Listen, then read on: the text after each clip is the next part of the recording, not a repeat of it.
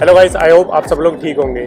जैसे कि मैंने अपनी पुरानी वीडियो बनाई थी दिल्ली टू बेंगलोर वाली, तो वहाँ मुझे काफ़ी अच्छा रिस्पांस मिला और मुझे काफ़ी सारे क्वेश्चंस भी ऐसे आए जो कि लोग जानना चाहते थे दिल्ली और बेंगलोर के बारे में। तो अब आज मैं एक और नई वीडियो बना रहा हूँ दिल्ली और बेंगलोर को कंपेयर करने के लिए। तो आज हम बात करने वाले ट्रांसपोर्ट के बारे में कि कैसा ट्रांसपोर्ट की फैसिलिटीज़ हैं दिल्ली में और बेंगलोर में, और उसके अलावा हम बात करने वाले हैं ग्रोसरी और डेली आइटम्स जो भी होते हैं हमारे, और उसके अलावा हम बात करने वाले हैं वेदर कैसा है और मेडिकल फैसिलिटीज़ कैसी हैं, और उससे अगली चीज़ जो हम डिस्कस करने वाले हैं वो कि कल्चर कैसा है दिल्ली वर्सेस बेंगलोर का। कि अगर जैसे कि मैं 20-25 साल दिल्ली में रहा हूँ तो यहाँ का कल्चर मुझे पता है कैसा है, और अभी मुझे 2 साल हो गए बेंगलोर में रहते हुए, तो हम थोड़ा कंपैरिजन करेंगे कल्चर का भी। और इसके बाद जो अगला पॉइंट है जो हम डिस्कस करने वाले हैं वो है रेंट के बारे में। तो रेंट के बारे में मैं ऑलरेडी थोड़ा बहुत बता चुका हूँ, तो आज हम थोड़ा और डिस्कस करने वाले हैं रेंट को थोड़ी डिटेल में। इसके अलावा जो दूसरी चीज़ें हैं जो कि मैंने काफ़ी सर्च किया यूट्यूब पर भी मुझे मिला नहीं, कि लैंग्वेज प्रॉब्लम्स कैसी होती हैं, एंड उसके अलावा जॉब अपॉर्चुनिटीज़ कहाँ पर ज़्यादा है, जैसे कि दिल्ली में जॉब अपॉर्चुनिटी ज़्यादा है या फिर बेंगलोर में, और डिपेंड करता है कि आप किस प्रोफाइल में हैं। तो ये सब चीज़ें हम डिस्कस करने वाले हैं। तो मैं और प्रीति हम बेंगलोर के लिए बात करने वाले हैं, और इसके अलावा हमारे साथ हैं सन्नी और स्वाति, ये लोग दिल्ली के बारे में बात करने वाले हैं। तो बस आपको बने रहना है मेरे साथ वीडियो के एंड तक, और वीडियो के एंड में आपके साथ शेयर करूँगा कुछ जरूरी टिप्स। तो welcome guys, my name is Varun, you are watching Clarify Money, helping you to clear all your questions about money.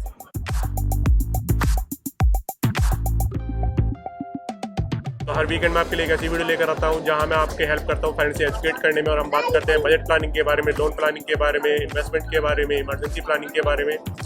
तो please make sure subscribe the clarify money and press the bell icon so you can get all the notification of upcoming videos.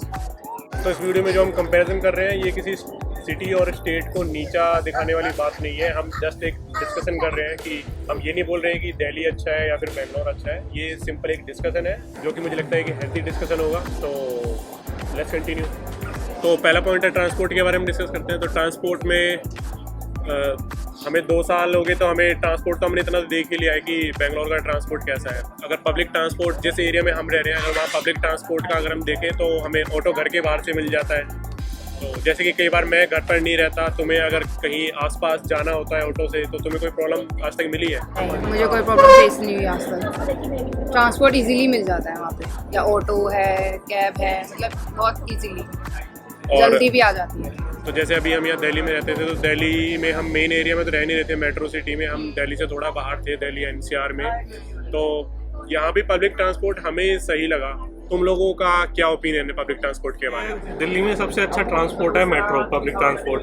आप metro ले लो, आप कहीं से दिल्ली के छोटे शहर, मतलब दिल्ली के एक जगह से आप दूसरे जगह तक जा सकते हो, और नॉर्मली 1 से 1.5 घंटे में, इससे ज़्यादा टाइम आपको नहीं लगेगा। और 1 से 1.5 घंटा टाइम के साथ साथ आपके पैसे भी बहुत कम लगेंगे। उसमें लगेंगे ज़्यादा ज़्यादा आप 60 रुपीज़ में दिल्ली के एक साइड से दूसरी साइड ट्रैवल कर सकते हो ईजिली। हाँ, जैसे मतलब I used to travel daily, मैं डेली ट्रैवल करती थी ऑफिस जाने के लिए, एंड मैं दिल्ली से गुड़गांव भी आती थी। दिल्ली से दिल्ली में मैंने जॉब करी है, तो एक तो it's very convenient, and being a woman it's very safe as well. Usually आपको मतलब अगर हम बस की बात करें तो buses are not safe at all, but metro हमारे कन्वीनियंट लगती है because it's obviously like you know monitored by CCTV and stuff.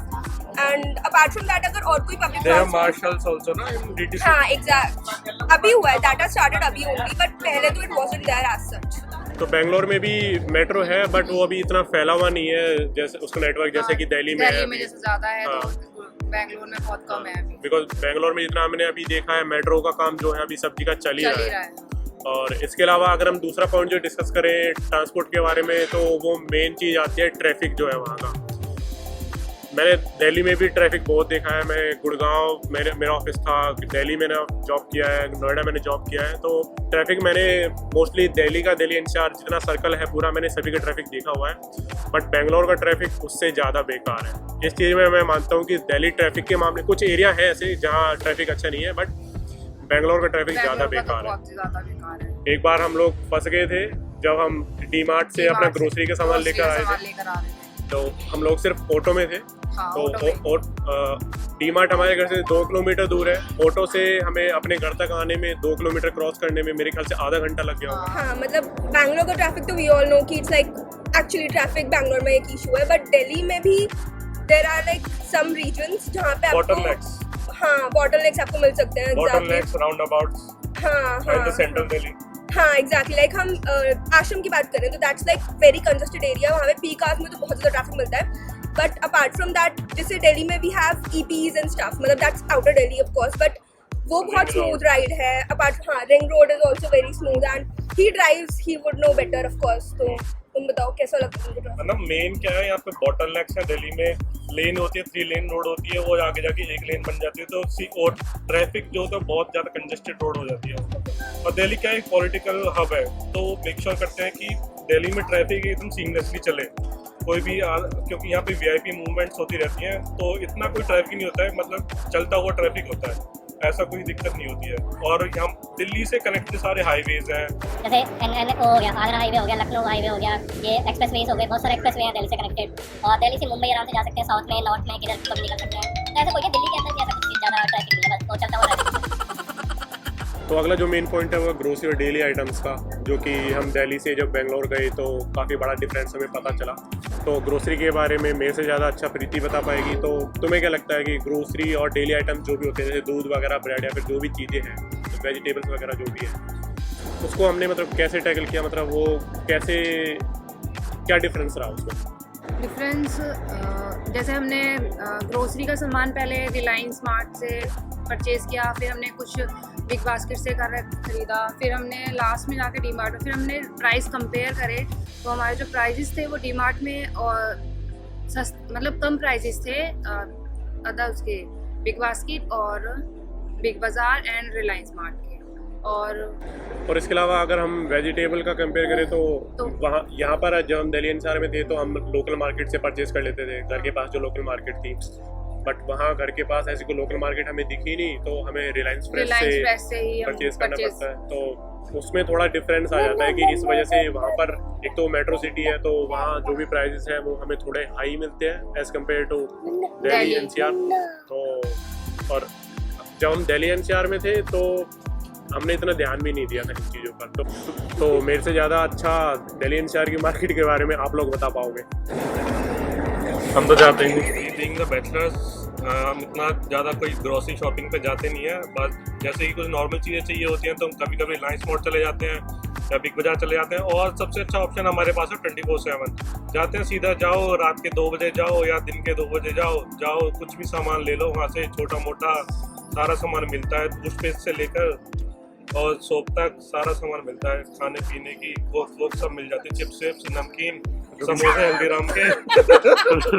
और apart from these 3 big commercials, ये ग्रोसरी स्टोर, हमारे पास बहुत सारी लोकल मार्केट्स होती हैं, कहीं भी हर सोसाइटी के बाहर लोकल मार्केट लगती हैं। यहाँ पे वो वीकडेज मार्केट भी लगती है, वीकेंड मार्केट भी लगती है, जैसे वेडनेसडे मार्केट होती है, सैटरडे मार्केट होती है और मंडे मार्केट भी लगती है। और दिल्ली में मार्केट्स क्या होता है ना, वीकेंड पे ज़्यादा खुलती हैं, वीकडेज पे क्लोज होती हैं, like Lajpat Nagar market, Sarojini Nagar market, Chandni Chowk, ये सारी वीकडेज और मंडे को बंद होती हैं और वीकडेज पे ज़्यादा बंद रहती है, तो वीकेंड पे ज़्यादा कुछ होता है यहाँ पे। वेदर के बारे में क्या बोलना है? एक ही वेदर 12 महीने। नेक्स्ट जो हमें बड़ा चेंज वहाँ पर जाकर दिखा वो था वेदर। हाँ, तो सबसे पहला चेंज। तो जब भी हम दिल्ली एनसीआर में थे तो हमने हर तरीके का वेदर देखा, बट वहाँ जाकर ऐसा तो नहीं था कि वहाँ ज़्यादा गर्मी थी या फिर ज़्यादा सर्दी थी। हाँ, बट दिल्ली के अकॉर्डिंग बहुत अच्छा वेदर था वहाँ पे। हाँ, दिल्ली से अगर कंपेयर करें तो वेदर अच्छा था, पॉल्यूशन कम था, पॉल्यूशन भी कम है वहाँ पे। और उसके अलावा वहाँ 2 साल में हमने सनसेट और सनराइज भी काफ़ी एंजॉय किया। मतलब यहाँ जब भी हम दिल्ली एनसीआर में थे तो इतना मतलब एक तो हमारा घर का व्यू ऐसा नहीं था, तो उस चीज़ को भी अगर कंसीडर करें, बट फिर भी पॉल्यूशन भी था, तो इस वजह से इतना सनसेट वगैरह का जो भी व्यू था इतना ज़्यादा अच्छा नहीं दिखता था। जैसे कि वहाँ क्लाउड्स वगैरह का हमें व्यू काफ़ी अच्छा दिखता है शाम के टाइम बहुत अच्छा क्लाउड्स का व्यू होता है। उसके अलावा अगर हम सर्दियाँ और गर्मियाँ कंपेयर करें तो जब बहुत ज़्यादा गर्मी होती है तभी भी आप आराम से बाहर घूम सकते हो, ऐसा कुछ नहीं है कि यहाँ की तरह आप गर्मियों में बाहर निकल नहीं सकते। और जब सर्दियाँ होती हैं तो भी सर्दियों में भी आप दिन में बाहर निकल सकते हो ना, बहुत ज़्यादा सर्दियाँ भी नहीं है, सर्दी भी नहीं है और बहुत ज़्यादा गर्मियाँ भी नहीं है। बट इसके अलावा वहाँ पर जो कभी कभी प्रॉब्लम कर देता था वो था कि रेन वगैरह वहाँ पर थोड़ी ज़्यादा होती है, तो रेन वगैरह की वजह से हमें कभी कभी प्रॉब्लम आई है। इस चीज़ से आती थी मेन प्रॉब्लम, सबसे ज़्यादा प्रॉब्लम रेन में कपड़े क्लोथ्स की होती है। वेदर की बात करें तो Delhi is like you can find all kinds of weather यहाँ पे. इट्स लाइक आपको गर्मी है तो एक्सट्रीम गर्मी मिल जाती है, सर्दी है तो एक्सट्रीम सर्दी मिल जाती है आपको. मतलब अभी जो सर्दी है that's like one of the coldest winters ऐसा जैसे बोल रहे हैं. बट या गर्मियों में वही हो जाता है कि बहुत ज़्यादा हो जाता है. बहुत ज़्यादा पसीने हो जाते हैं, मेट्रो में एसी भी नहीं चलता. बट या यू कैन लाइक यहाँ पे हम ना चारों वेदर बेसिकली एक्सपीरियंस कर सकते हैं. यहाँ की spring is like the best. And जो फरवरी से मार्च वाला मौसम होता है प्लस सितंबर से अक्टूबर वाला जो मौसम होता है, अक्टूबर नवंबर वाला, दैट्स लाइक रियली नाइस मौसम. आपको ज़्यादा it's not very what you call it, वहाँ पे ज़्यादा हीट नहीं होती है, ज़्यादा कोल्ड नहीं होता है. It's like the perfect season. आप बाहर जा सकते हो, कभी भी घूम सकते हो. जैसे प्रीति भाभी ने बोला कि वहाँ जैसे क्लाउड्स बहुत ज़्यादा अच्छे होते हैं बैंगलोर में. दिल्ली में सिमिलरली इस बार जो समर्स था, जब लॉकडाउन वाला समर था, हमने देखे वो जो माउंटेन क्लाउड्स होते हैं वो देखे थे. तो it was also pretty nice for us Delhi में वो देखना. दैट वाज वेरी और वेदर में दिल्ली में सबसे बड़ा क्या है, पॉल्यूशन बहुत है. हाँ. पॉल्यूशन बहुत ज़्यादा है. AQI लेवल अभी इतना गिर चुका था, वो डेंजर लेवल से बहुत ही ज़्यादा ऊपर जा चुका था. तो दिल्ली में सबसे बड़ी प्रॉब्लम यह. बाकी दिल्ली में विंटर सबसे अच्छे होते हैं. We personally wait for the winters. We love winters. तो नेक्स्ट पॉइंट है मेडिकल फैसिलिटीज़ का. यार जब आपको स्टोन का पेन हुआ था तो जैसे आपको स्टोन का पेन हुआ था तो वहाँ पर पास में हॉस्पिटल था तो हमें ज़्यादा प्रॉब्लम फेस नहीं करनी पड़ी. तो हम तुरंत गए और आपने इंजेक्शन वगैरह जो भी मेडिसिन वगैरह हैं वो आपको टाइम पर मिल गई वहाँ पर. और वहाँ पे इतना कॉस्टली भी नहीं था कि हम अफोर्ड ना कर सकें. कि दिल्ली में अगर दिल्ली के अकॉर्डिंग इतना कॉस्टली भी नहीं था कि दिल्ली में ज़्यादा जैसे ये स्टोन की जो प्रॉब्लम थी, पेन वगैरह मुझे हो जाता है कभी कभी. ये मुझे यहाँ दिल्ली एनसीआर में भी हुआ था पहले. तो यहाँ भी ऐसा कुछ मतलब मेडिकल फैसिलिटीज़ की ऐसी कोई प्रॉब्लम फेस नहीं करनी पड़ी. बिकॉज हम इतने बैक एरिया में भी नहीं थे कि वहाँ मेडिकल फैसिलिटीज़ ना हो. बट फिर भी अगर हम कंपेयर करें कि जैसा कि बेंगलोर में थोड़ा महंगाई है, उस चीज़ को अगर हम कंसीडर करें ना तो मेडिकल जो ट्रीटमेंट था वहाँ पर इतना ज़्यादा कॉस्टली मुझे लगा नहीं कि हमने कंपेयर करें कि दिल्ली से बहुत ज़्यादा महंगा है, वहाँ कॉस्टली है वहाँ का मेडिकल फैसिलिटीज. तो मैंने एक्चुअली जब मैंने घर लिया था तो ये सब चीज़ें मैंने पहले ही कंसीडर कर ली थी कि आसपास कोई हॉस्पिटल वगैरह इस टाइप की कोई फैसिलिटीज़ आसपास हो, ताकि बाद में अगर कभी भी इमरजेंसी में ज़रूरत पड़ती है तो हम उन सभी फैसिलिटीज़ का मतलब थोड़ा फ़ायदा उठा सकें. ज़रूरत पड़े तो हम जल्दी आसानी से जा सकें. दिल्ली में मेडिकल फैसिलिटीज़ की बात करें तो इट्स लाइक वर्ल्ड नोन कि दिल्ली में मेडिकल फैसिलिटीज़ इंडिया में तो सबसे अच्छी है. अगर आप जैसे ऐसी सिटी में हो जहाँ पे medical facilities are the best, तो इसके प्रोज एंड कॉन्स दोनों होते हैं.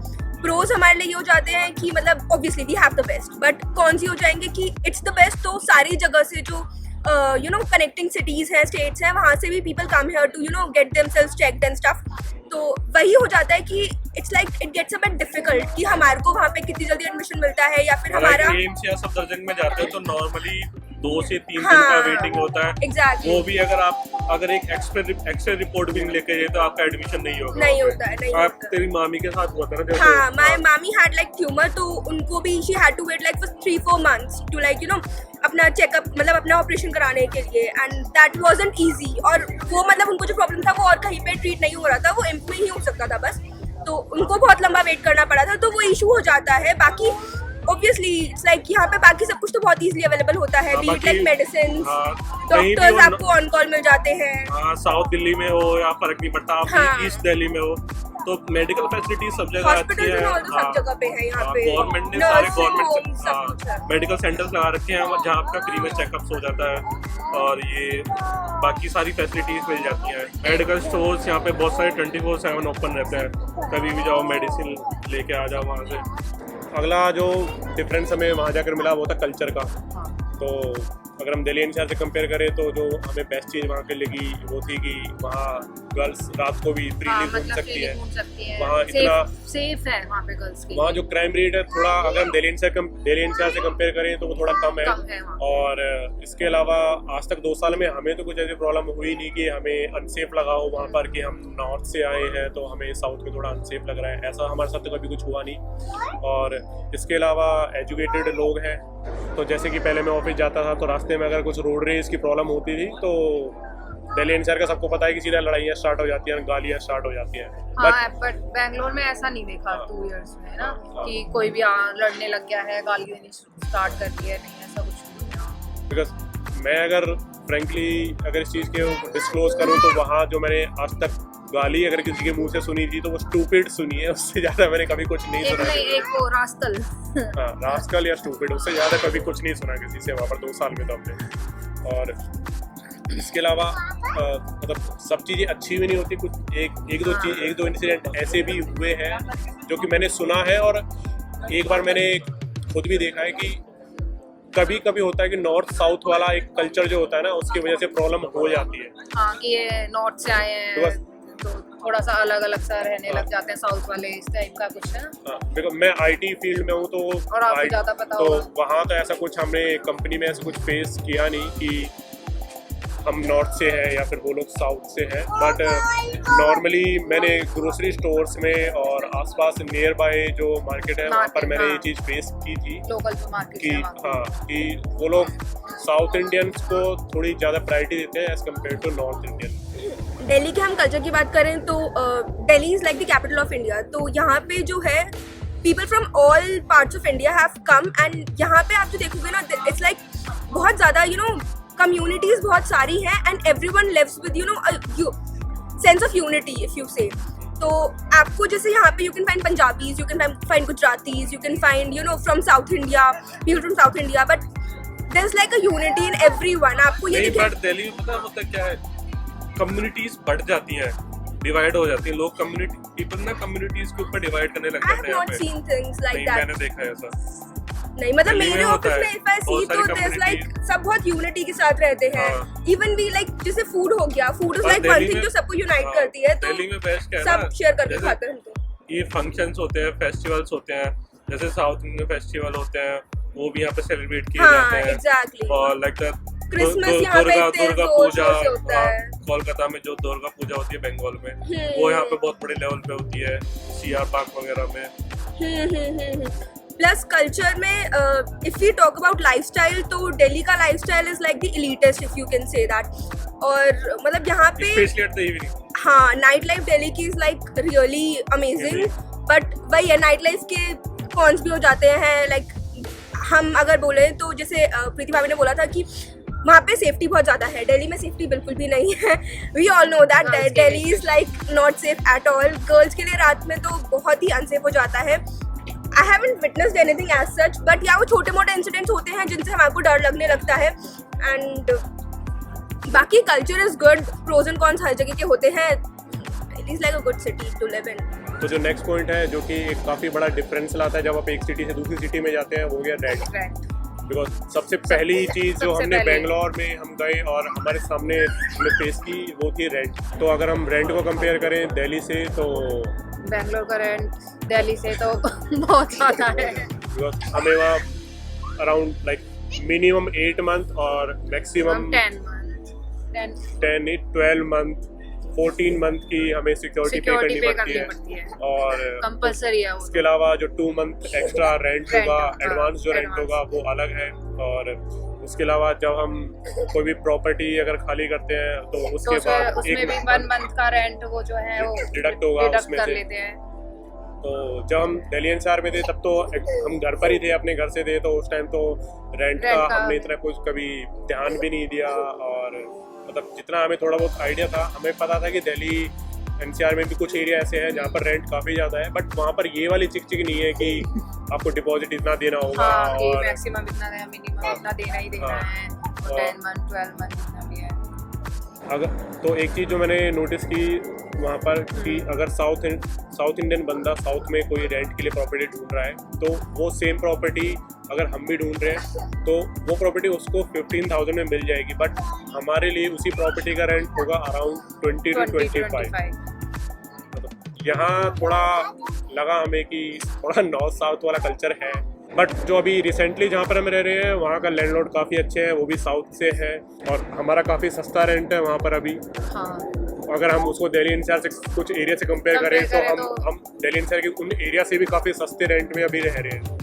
तो डिपेंड करता है कि आपको किस टाइप का ओनर या लैंडलॉर्ड वहाँ पर मिल रहा है, किस टाइप के किस टाइप आप के लोगों से आप वहाँ डील कर रहे हो और किस टाइप के एरिया में आप हो, तो ये सब चीज़ें उस पर डिपेंड करती है। दिल्ली में रेंट की हम बात करें तो हमने अपना घर खुद रेंट पे उठाया हुआ है 1 फ्लोर, जिसका हमें कुछ बहुत ही मिनिमल सा रेंट मिलता है, लाइक 5 to 6,000 फॉर 2 BHK।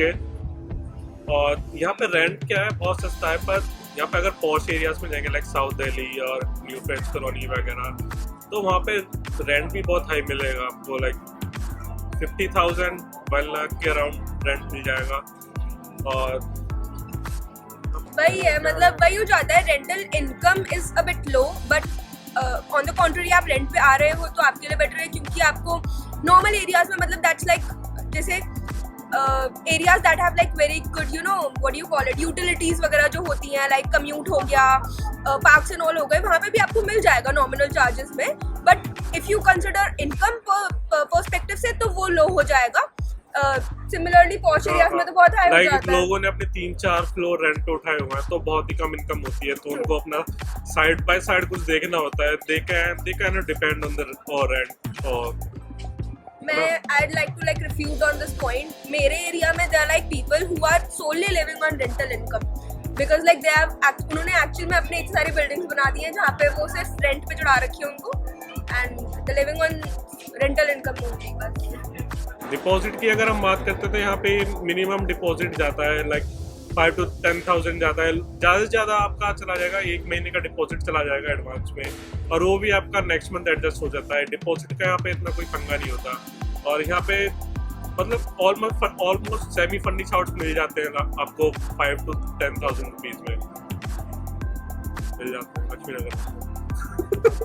तो इसके अलावा जो हमें एक और डिफरेंस देखने को मिला जब हमने बेंगलोर में शिफ्ट किया, वो था कि लैंग्वेज बैरियर, बिकॉज वहाँ कन्नड़ उनकी जो है मदर टंग है, और हम थे दिल्ली एनसीआर थे, तो हम Hindi plus Haryanvi plus English वो सब कुछ मिक्स था, तो इस चीज़ की वजह से वहाँ थोड़ा बहुत इशू हमें फेस हुआ, वो भी सिर्फ लोकल्स एरिया में जो थे हमें वहाँ थोड़ा बहुत इशू फेस हुआ। इसके अलावा मैं कंपेयर करूँ अगर ऑफिस एरिया में या फिर जो भी सुपर मार्केट्स वगैरह हैं, तो वहाँ में ऐसी कुछ लैंग्वेज की प्रॉब्लम हुई नहीं, बिकॉज इंग्लिश और हिंदी भी वहाँ काफ़ी लोगों को आती है। वहाँ जो ये इस टाइप की कन्नड़ वाली प्रॉब्लम थी ये हमने फेस नहीं की, और मोस्टली जो भी हमारा आना जाना होता था वो ऑफिस और डेली के जो भी एसेंशियल्स थे या फिर जो ग्रोसरी थी हमारी मंथली, वो मोस्टली हम इन्हीं सुपर मार्केट्स वगैरह से परचेस करते हैं, तो ऐसी लैंग्वेज की भी प्रॉब्लम हुई नहीं। बट हाँ, कभी कभी कुछ छोटे मोटे सामान ऐसे होते हैं जो कि हमें लोकल मार्केट में लोकल शॉपकीपर से परचेस करने होते हैं, तो वहाँ मैंने 1-2 बार प्रॉब्लम फेस की है कि उनको ना हिंदी आती है ना उनको इंग्लिश आती है, तो मैं इशारों से जितना समझा सकता हूँ समझा देता हूँ, बट कई बार मुझे वो आइटम या तो छोड़ना पड़ता है या फिर कहीं और जाकर सर्च करना पड़ता है इस लैंग्वेज प्रॉब्लम की वजह से। अब दिल्ली में हम अगर लैंग्वेज की बात करें तो यहाँ पे ऐसा कोई बैरियर नहीं है, यहाँ पे ऑल ओवर इंडिया से लोग हैं, और बेसिकली यहाँ पे ज़्यादातर लोग हिंदी बोलते हैं, इंग्लिश बोलते हैं, और लोग ना यहाँ पे कहीं से भी हों, क्योंकि दिल्ली सराउंडेड है सारी जगहों से, तो नॉर्थ में यहाँ पे क्या यू कैन लाइक आप देख सकते हो हर लैंग्वेज के लोग दिख जाएंगे आपको, आप हिंदी में कम्युनिकेट करना चाहो वो हो जाएगा, इंग्लिश है आप इंग्लिश में कम्युनिकेट कर सकते हो, प्लस लोकल डायलेक्ट्स भी पीपल हैव अडॉप्टेड, क्योंकि यहाँ पे इतने सालों से हर कम्युनिटी से लोग रह रहे हैं, तो लोकल डायलेक्ट भी हम लोगों ने अडॉप्ट कर लिया है। जैसे we know a little bit Punjabi, we know a little bit Haryanvi, हम वो सब इनकॉर्पोरेट करके हमने अपनी नई लैंग्वेज बना ली है यहाँ पे। बट वही है कि लैंग्वेज बैरियर एज सच नहीं है, बट जैसे बाहर से कोई लोग आ रहे हैं एंड आपको एक पर्टिकुलर लैंग्वेज ही आती है, supposedly you are coming from let's say south India, तो आपकी अगर Kannada is like your mother tongue and if they don't know Hindi, हाँ तो दैट कुड बी थोड़ी अ प्रॉब्लम। प्रॉब्लम हो हिंदी सकती इंग्लिश अगर आपको नहीं आती है तो आपके लिए इशू हो सकता है कम्युनिकेट करने में, बाकी एज सच कोई इशू नहीं होता है, बहुत इजीली आप कम्युनिकेट कर सकते हो। एंड ऐसा कोई लैंग्वेज मेरी कुछ खास नहीं है दिल्ली में, आप आओ मस्त सबके साथ रहो, एंजॉय करो। तो जो लास्ट पॉइंट हम डिस्कस कर लेते हैं जॉब्स के बारे में, बिकॉज जॉब ही है जिसकी वजह से मैं दिल्ली से बेंगलोर गया। तो सबको पता है कि बेंगलोर आईटी हब है, तो मैं भी आईटी फील्ड में हूँ, तो जो भी आईटी में काम करता है कभी ना कभी लाइफ में एक बार बेंगलोर ज़रूर जाता है। तो आईटी वालों के लिए तो वहाँ काफ़ी सारी जॉब्स हैं, बट आईटी के अलावा अगर हम दूसरी जॉब्स कंपेयर करें जैसे कि मैकेनिकल वगैरह इस टाइप की जो जॉब्स हैं वो तो वहाँ पर बहुत कम है, और वो भी आउटसाइड जो एरियाज हैं उनमें है। अकॉर्डिंग टू दिल्ली तो वहाँ पे बहुत कम है मैकेनिकल जॉब, आईटी कंपनीज ज़्यादा है। बिकॉज दिल्ली एनसीआर में आपको मैकेनिकल इलेक्ट्रॉनिक्स और इसके अलावा फील्ड की जॉब या फिर गवर्नमेंट जॉब काफ़ी सारी मिल जाती जॉब्स है। हैं, हाँ। बट इस चीज़ में बेंगलोर कहीं पर थोड़ा पीछे रह जाता है कि बिकॉज आप अगर डिफरेंट फील्ड्स के लिए भी ट्राई कर रहे हैं तो शायद आपको उतना अच्छा एक्सपोजर ना मिले बेंगलोर। हाँ, जितना हमें यहाँ दिल्ली में मिल जाएगा। If you talk about jobs Delhi में, जॉब्स लाइक एक पॉइंट होता है कि आपको ना यहाँ पे हर एक स्ट्रीम की जॉब मिल जाएगी। आप आर्ट्स में हो, आप क्रिएटिव फील्ड में हो, आप गवर्नमेंट जॉब ट्राई कर रहे हो, आप आईटी फील्ड में हो, मैं कंटेंट राइटर हूँ, इट्स लाइक वेरी इजी कि आप यहाँ पे जॉब आराम से ढूंढ सकते हो। हर एक फील्ड की आपको जॉब मिल जाएगी, हर एक you know there are so many hubs यहाँ पे एम्प्लॉयमेंट के जहाँ पे आपको मिल सकती है ये आपको जैसे सेंट्रल गवर्नमेंट में जॉब चाहिए तो you can live in Delhi and और you can also work in Delhi. Jobs, it's the process. If you talk about the process of getting a job, that could be a bit tedious compared to Bangalore. But perks जो होते हैं jobs के वो भी दिल्ली में ज़्यादा अच्छे होते हैं मेरे according I guess. बाकी जॉब से क्या है, अगर जैसे यहाँ पे थोड़ी इनकम भी लो है तो यहाँ के लाइफस्टाइल से थोड़ा चल जाता है। क्या है, इतना कोई रेंट यहाँ पे ज़्यादा एक्सपेंसिव नहीं है और इतना ज़्यादा मतलब एक्सपेंसिव कल्चर नहीं है यहाँ पे। तो आई होप इस कंपैरिजन से आपको कुछ आइडिया मिला होगा कि अगर आप दिल्ली में हैं फिर बेंगलोर में हैं तो कहाँ पर आपका क्या खर्चा होने वाला है, कहाँ पर आपको किस टाइप की फैसिलिटीज़ मिलने वाली हैं। तो अगर आपके कुछ और भी क्वेश्चंस हैं and if you need any suggestion please comment down, and if you found this video helpful please like the video and share this video with your friends and families. अगर आपने अभी तक क्लैरिफाई मनी को subscribe नहीं किया है तो please subscribe the clarify money and press the bell icon so you can get all the notification of upcoming videos.